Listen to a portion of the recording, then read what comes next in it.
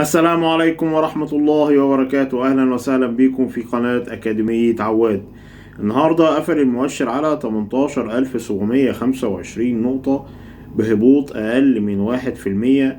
قيم التداول كانت مليار 625 مليون. عدد الأسهم 220 سهم بصعود 86 وهبوط 115 سهم.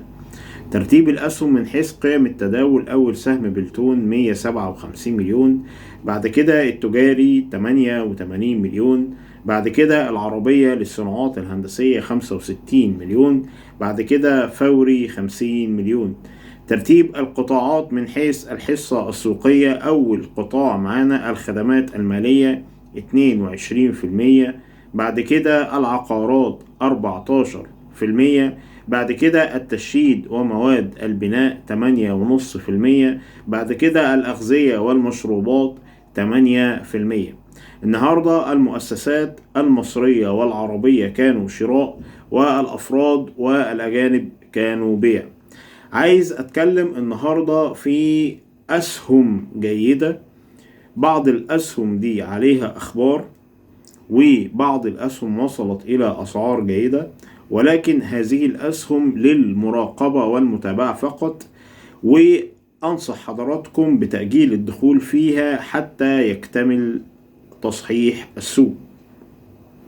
أول سهم معانا عبور لاند، تاني سهم معانا القبضة الكويتية بالجنيه المصري، تالت سهم معانا المصرية للاتصالات، رابع سهم معانا القناة للتوكيلات البحرية، خامس سهم معانا هو مدينة مصر، سادس سهم معانا هو اي فاينانس، سابع سهم معانا هو غاز مصر، تامن سهم معانا هو ام جروب، تاسع سهم معانا هو النساجون الشرقيون.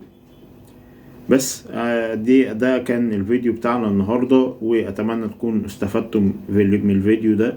وهسيب لحضراتكم الجروبات الخاصة بالفيسبوك والواتساب، أستاذن حضراتكم تنضموا إليها، وأستاذن حضراتكم تشتركوا طبعا في قناة أكاديمية عواد. وإن شاء الله نلتقي في فيديوهات قادمة، وشكرا جدا لحضراتكم.